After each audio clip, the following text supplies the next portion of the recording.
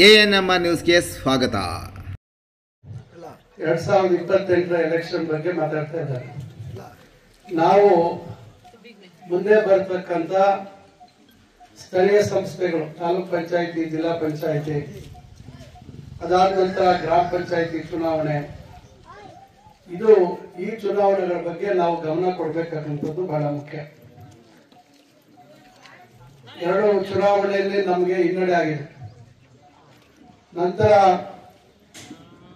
ಎಲ್ಲರ ಶ್ರಮ, ಎಲ್ಲರ ಒಂದು ಪ್ರಾಮಾಣಿಕ ಪ್ರಯತ್ನದ ಫಲವಾಗಿ ಬಹಳ ಹೆಚ್ಚಿನ ಬಹುಮತದಿಂದ ನನ್ನನ್ನ ಮತ್ತೆ ಈ ಕ್ಷೇತ್ರದ ಜನತೆ ತಾವೆಲ್ಲರೂ ಸೇರಿ ಆಯ್ಕೆ ಮಾಡಿಕೊಟ್ಟಿದ್ದೀರ. ನಾವ್ಯಾರು ನಿರೀಕ್ಷೆ ಮಾಡಿರ್ಲಿಲ್ಲ, ನಾನು ಸಹ ನಿರೀಕ್ಷೆ ಮಾಡಿರ್ಲಿಲ್ಲ.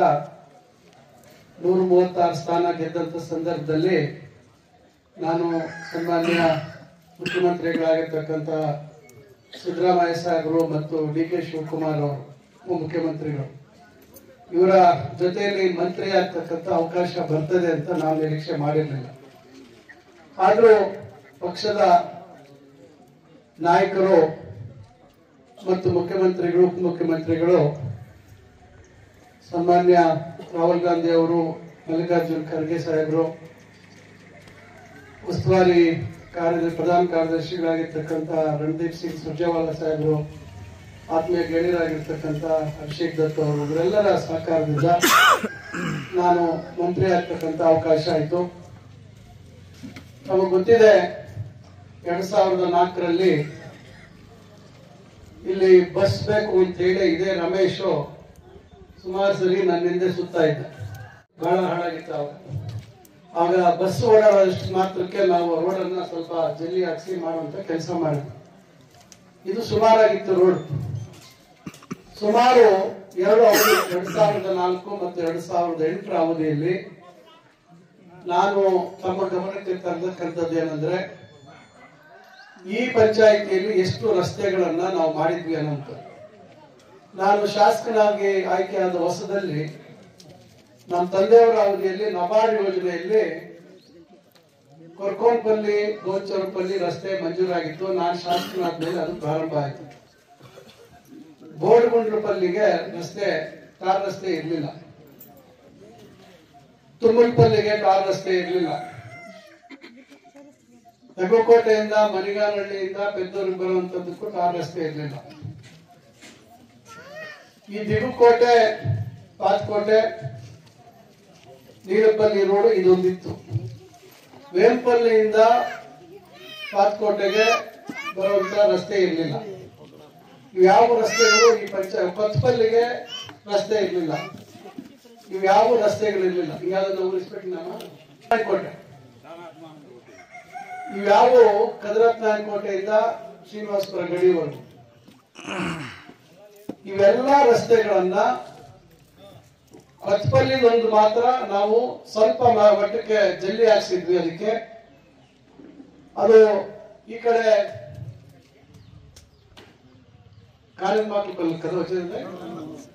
ಕಾನ್ಮಾಟ್ಲಹಳ್ಳಿಗೆ ಟಚ್ ಆಗುವಂತದ್ದು, ಅದು ಕೂಡ ಪೆಂಡಿಂಗ್ ಇತ್ತು.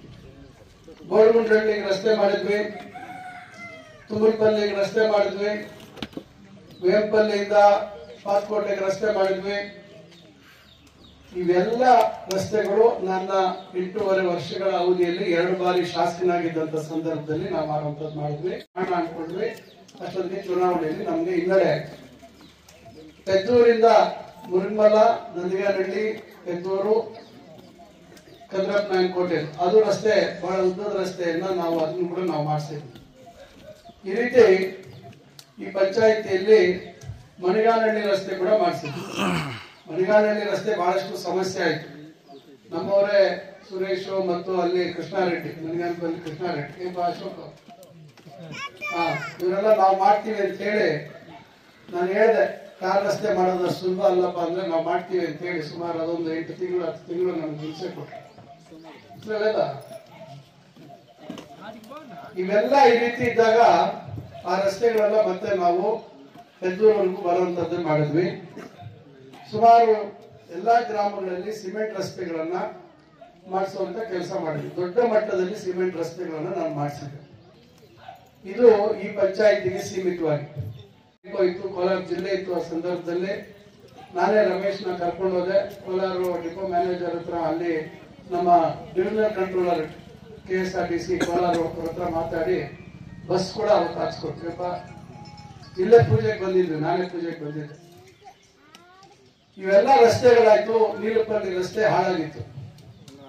ಆಯ್ತು, 2013 ಚುನಾವಣೆ ಆದ್ಮೇಲೆ ಮತ್ತೆ ಅದನ್ನು ಮಾಡ್ಸೋಣ ಅಂತ ಹೇಳಿ ನಾವು ಅದನ್ನ ಪೆಂಡಿಂಗ್ ಇಟ್ಟು, ಈಗ ನಾವು 2025 ಇಸ್ವಿಲಿದ್ದೀವಿ. ಅದಕ್ಕೆ ಅವಕಾಶ ಆಯ್ತು. ಅಂದ್ರೆ 10 ವರ್ಷ ನಾನು ಶಾಸಕನಾಗಿ ಇಲ್ಲೇ ಇದ್ದಿರ್ತಕ್ಕಂಥ ಸಂದರ್ಭದಲ್ಲಿ ಇದೇ ನೀಲಪಲ್ಲಿಯಲ್ಲಿ ಆಗಿನ ಶಾಸಕರಾಗಿದ್ದಂತವರಿಗೆ 2 ಬಾರಿ ಮತಗಳನ್ನ, ಹೆಚ್ಚಿನ ಮತಗಳನ್ನ ಕೊಟ್ಟಿರ್ತಕ್ಕಂಥದ್ದು. ಇದೇ ಪೆದ್ದೂರು ಪಂಚಾಯತಿ, ಪೆದ್ದೂರು ಗ್ರಾಮದಲ್ಲಿ ಕೂಡ ಹಿಂದೆ ಬಹಳ ಹೆಚ್ಚು ಮತಗಳನ್ನ ಕೊಟ್ಟು ಆಯ್ಕೆ ಮಾಡಿರ್ತಕ್ಕಂಥದ್ದನ್ನ ನೀವೆಲ್ಲ ನೆನೆಸ್ಕೋಬಹುದು. ಆದ್ರೆ ಯಾಕೆ ರಸ್ತೆ ಮಾಡಲಿಲ್ಲ? ನಾನು ಅವತ್ ಮಾತು ಹೇಳಿದ್ದೆ. ನಾನು 2013 ಇವೆಲ್ಲ ಇಷ್ಟೆಲ್ಲ ಮಾಡಿಸಿದ್ದೀನಿ. ಈ ರಸ್ತೆ ಸುಮಾರಾಗಿ ಇದ್ದಿದ್ರಿಂದ ನಾವು ಮಾಡಿಸಿಲ್ಲ, ಮುಂದೆ ಅದನ್ನ ಮಾಡಿಸೋಣ ಅಂತ ಹೇಳಿದ್ದೆ. ಆದ್ರೆ ಇದು ಬರ್ತಾ ಬರ್ತಾ ಇದು ಬಹಳಷ್ಟು ಹದಗೆಟ್ಟೋಯ್ತು. 10 ವರ್ಷದಲ್ಲಿ ಈ ರಸ್ತೆ ಯಾರು ಇದಕ್ಕೆ ಕಾಣಲಿಲ್ಲ. ಆದ್ರೆ ಬೆಂಗಳೂರಲ್ಲಿ 2022 ಸೆಪ್ಟೆಂಬರ್ ಆ ಮಧ್ಯೆ, ಬಹುಶಃ ಅಂದಾಜು ಹೇಳ್ತಾ ಇದ್ದೀನಿ, ಹಿಂದೆ ಶಾಸಕರಾಗಿದ್ದಂತವರು ಭಾಷಣ ಮಾಡ್ತಾರೆ. ಇದುವರೆಗೂ ಯಾರು ಮಾಡದೆ ಇರ್ತಕ್ಕಂಥ ರೀತಿಯಲ್ಲಿ ಚುನಾವಣೆಯನ್ನ ಮಾಡ್ತೀವಿ. ఇదివరకు ఎవరు ఎలక్షన్ చేయకుండా ఉండే రీతిలో ఎలక్షన్ చేస్తాము అని భాషణ చేశాం. అవునా లేదా? పెద్దోళ్ళ దాని ಅರ್ಥ ಏನು ಯೋಚಿಸಿದ್ದಾರೆ? ಅದರ ಅರ್ಥ ಏನು ಅಂತಕ್ಕಂಥದ್ದು ನೀವು ಯೋಚನೆ ಮಾಡಿ. ನಾನಿಷ್ಟು ಅಭಿವೃದ್ಧಿ ಕೆಲಸ ಮಾಡಿದ್ದೀನಿ, ನನಗೆ ನೀವು ಹೆಚ್ಚಿನ ರೀತಿಯಲ್ಲಿ ಓಟ್ ಕೊಟ್ಟು ನನ್ನನ್ನ 3ನೇ ಬಾರಿ ಗೆಲ್ಲಿಸಿ ಅಂತ ಹೇಳಿ ಕೇಳಿದ್ರೆ ತಪ್ಪೇನಿಲ್ಲ. ಆದ್ರೆ ಅವರ ಮಾತಿನ ಶೈಲಿ ಇದುವರೆಗೂ ಯಾರೇ ಮಾಡದಿರೋ ರೀತಿಯಲ್ಲಿ ನಾನು ಚುನಾವಣೆ ಮಾಡ್ತೀನಿ.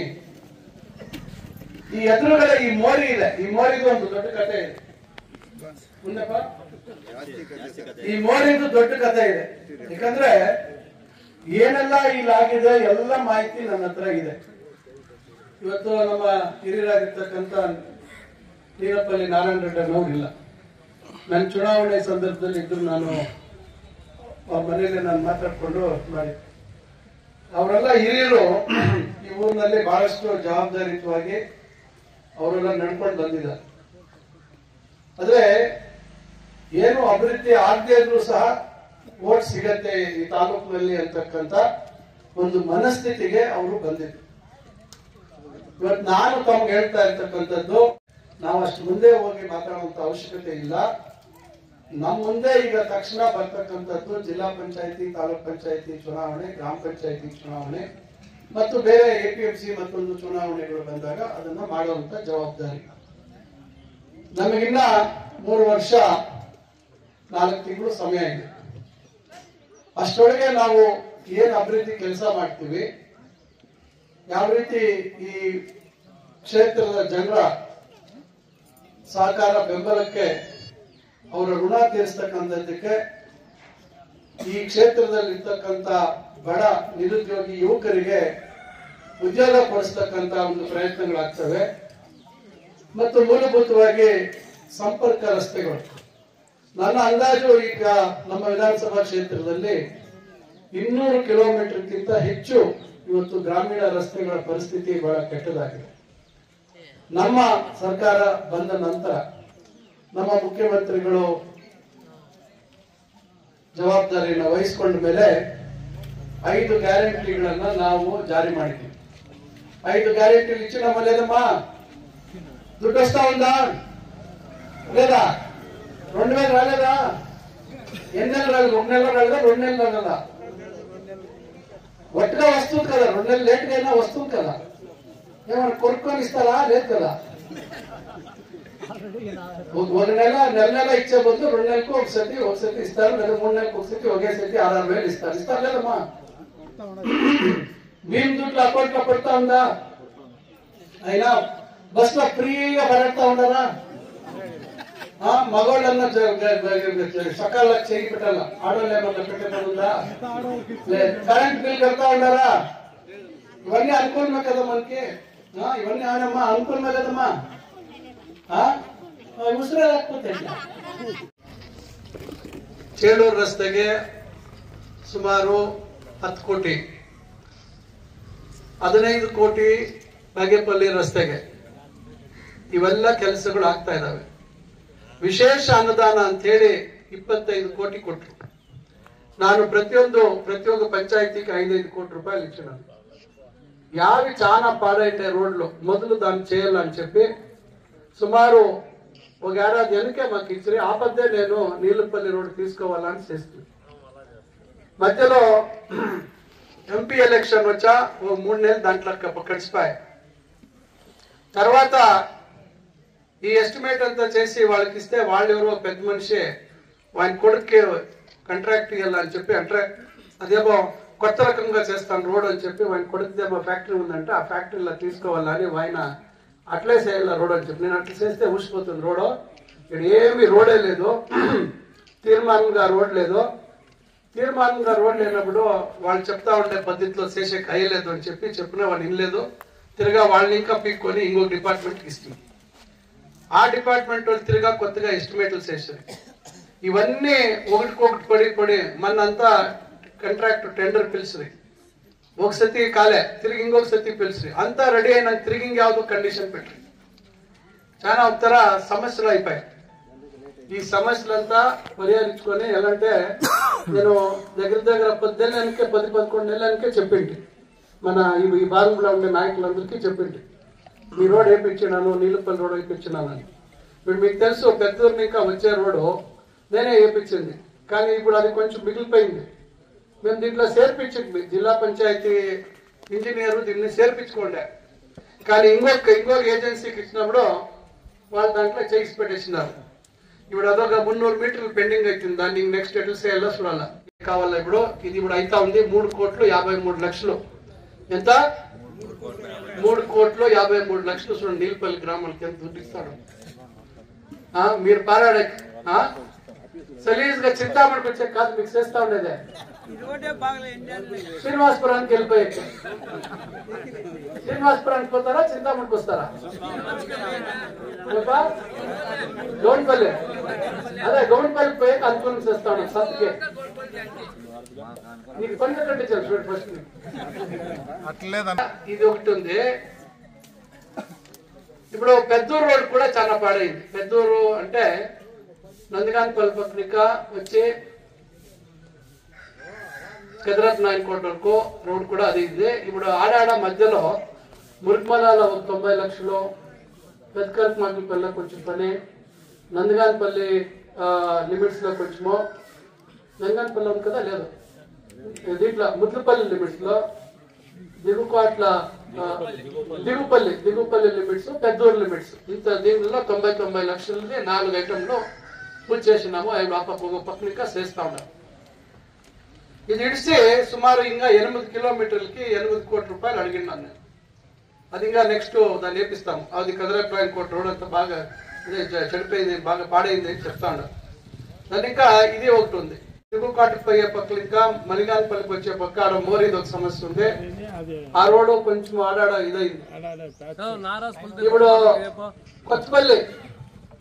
కొత్తపల్లిది రోడ్డు మిగిలిపోయింది. వెనక వాళ్ళు 10 ఏళ్ళలో చేసింది ఏమంటే కాణిమాకులపల్లి ఇంకా ఆడ కొంచెం వేసిండ్రు వాళ్ళు. మనము అన్ని పక్కల టార్ రోడ్స్ వేపిస్తా ఉన్నాం. ఊరు లోపల మాత్రం సిమెంట్ రోడ్స్ వేస్తాము, ఊరు బయట టార్ రోడ్స్ వేస్తాము.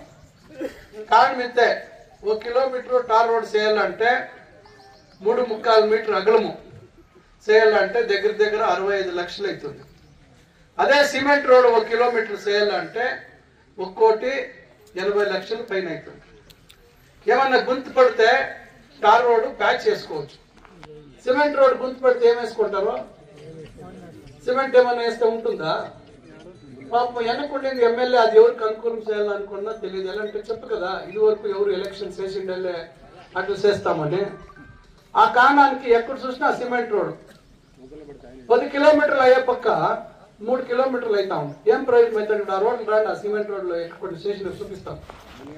ఏం పరిస్థితి అయింది, ఉందా రోడ్ ఉందా లేదా, అంత జల్లి లేచిపోయింది. ఇది అవసరమా అనేది చాలా ముఖ్యము. 12-13లో సుమారు మన తాలూకి 7-8 ఫిల్టర్లు ఇచ్చింది. అప్పుడే శురువైంది. సుమారు 325-330 ఊర్లు ఉన్నాయి మన చింతామణి విధానసభ క్షేత్రంలో.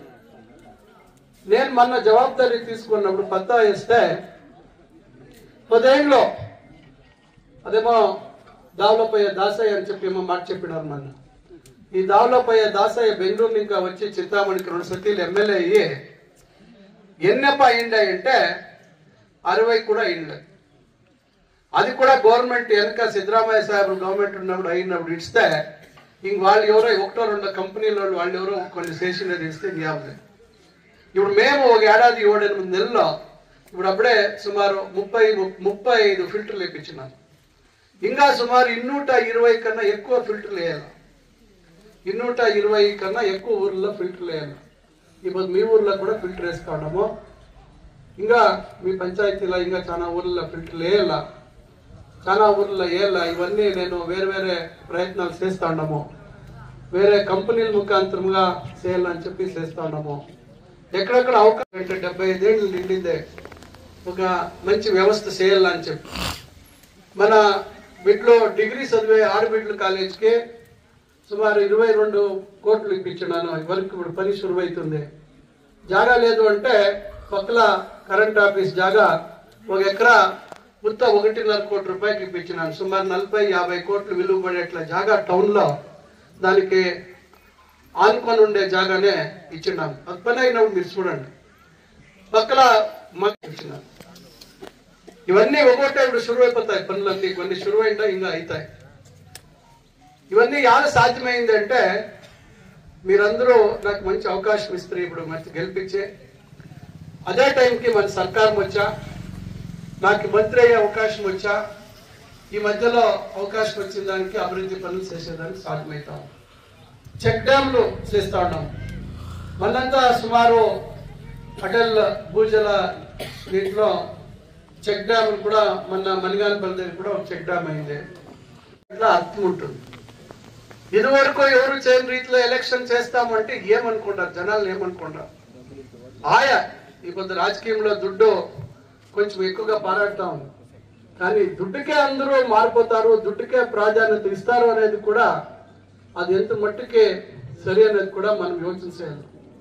దాన్ని ఇంకా ఈ రకంగా ఎన్నో కార్యక్రమాలు మనం అమలు చేస్తూ ఉన్నాము. చేసే అట్లా కార్యక్రమాలు చాలా ఉన్నాయి. నేను మీ అందరినీ కోరేది ఇంతే, దయపెట్టి మన ఊరు బాగుపడాలా, మన టౌన్ బాగుపడాలా, మన తాలూకు బాగుపడాలా, మన జిల్లాకు బాగుపడాలా అని చెప్పి మనం యోచన చేయాలి. కానీ మా ఇంటికేం ఇస్త్రీ, నాకేం ఇస్త్రీ అనే దానికన్నా మనం ఆలోచన చేయాల్సి ఉండేది ఇవన్నీ బాగైతే మనకు కూడా దాన్ని ఇంకా బాగైతుంది. దాని గురించి మీరు దయపెట్టి యోచన చేయాలి. అదే రకంగా జిల్లాలో కూడా ఎన్నో అభివృద్ధి పనులు మేము చేకెత్తుకున్నాము.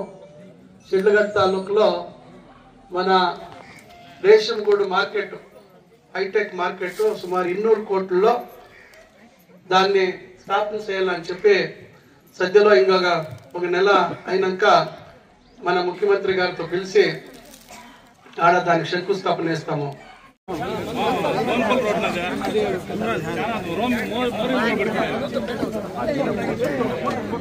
गाड़ी